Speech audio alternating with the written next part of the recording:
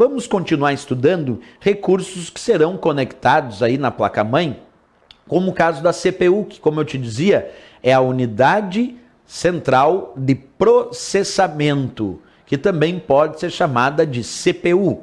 Então, a CPU, ou a unidade central de processamento do teu computador, é o processador do computador. É o local onde os dados serão processados de forma centralizada.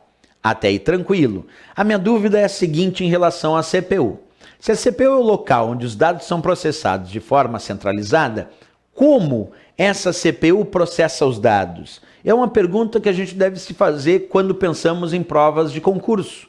Como a CPU processa os dados? Como ela faz isso de fato?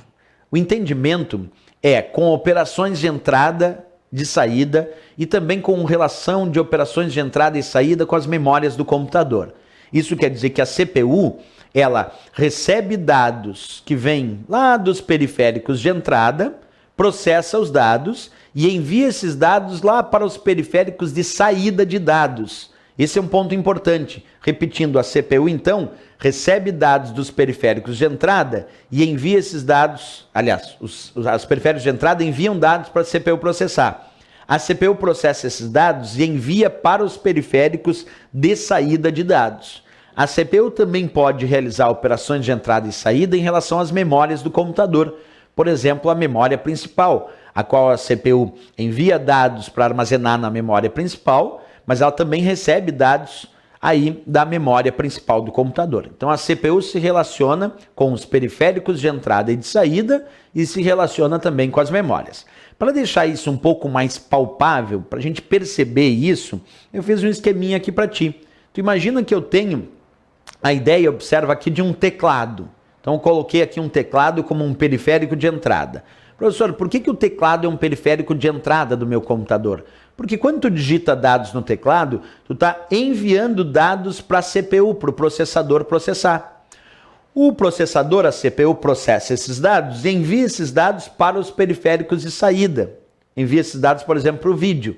Então, numa percepção rápida, quando tu digita dados no teclado, tu está enviando as informações para a CPU processar do que tu digitou e aparece lá na tela, lá no monitor, que é um periférico de saída, o que tu digitou.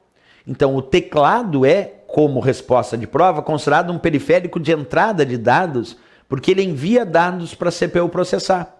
A CPU processa e envia lá para o monitor, lá para o vídeo do teu computador que mostra a letra A, B, C, D e E que tu digitou. Portanto, o vídeo, o monitor é considerado um periférico de saída, porque ele recebe dados que a CPU já processou. Agora, temos situações onde os periféricos podem ser de entrada e saída ao mesmo tempo. Vamos imaginar uma tela touchscreen, que é aquela tela toque na tela, que tu pode tocar na tela e realizar o envio de informações para a CPU processar. Então, um monitor touchscreen, monitor toque na tela, é considerado um periférico de entrada e saída simultaneamente. Percebe? Enquanto o teclado é um periférico de entrada e o vídeo, o monitor é só um periférico de saída, se a prova cobrar um monitor touchscreen, um monitor toque na tela, ele realiza a entrada de dados para a CPU e também recebe dados que a CPU processou. Portanto, um monitor touchscreen é considerado um periférico de entrada e saída.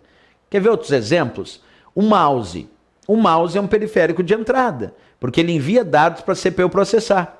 Quando tu movimenta o mouse ou clica nele, ele está enviando essas informações, esses dados para a CPU processar. E ao mesmo tempo, o contrário, observa, eu tenho uma impressora. Aí tu imagina que tu mandou imprimir alguma coisa. Com o mouse, tu deu o comando imprimir. Então, tu mandou uma informação para a CPU processar. A CPU recebeu essa informação e imprimiu lá na impressora. Se a impressora está imprimindo, é porque esses dados já foram processados. A impressora é um periférico de saída. Outro exemplo, um scanner. Um scanner é um periférico de entrada, porque ele serve para digitalizar uma imagem ou um documento. Tu coloca o documento ou a imagem no scanner, ele envia para a CPU processar e aparece essa imagem lá na tela do teu computador, que é o periférico de saída. Mas o scanner é só periférico de entrada. Agora, olha um detalhe. Se a impressora é periférico de saída e se o scanner é um periférico de entrada, tu imagina que tu comprou uma impressora multifuncional. Bem, uma impressora multifuncional tem scanner e tem impressora. Então, se a impressora multifuncional tem scanner e tem impressora, então a impressora multifuncional é um periférico de entrada e saída simultaneamente. Se eu pegar só impressora, é só periférico de saída. Só scanner, só periférico de entrada. Mas a impressora multifuncional é um exemplo de periférico de entrada e saída simultaneamente. Outro exemplo, vamos pegar um microfone. Um microfone é só um periférico de entrada.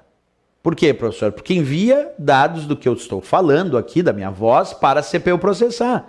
E a caixa de som, o alto-falante, é um periférico de saída. Porque eu estou ouvindo lá o que a CPU já processou. Então, microfone só periférico de entrada e a caixa de som só periférico de saída. E por aí vai. Nós temos, então, sempre que entender o porquê que um periférico é considerado de entrada. Porque envia dados para a CPU processar.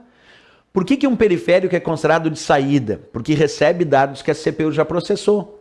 E por que alguns periféricos são considerados de entrada e saída simultaneamente? Porque enviam dados para a CPU processar, mas também recebem dados que a CPU já processou. Essas informações são interessantíssimas quando a gente fala em provas de concurso público.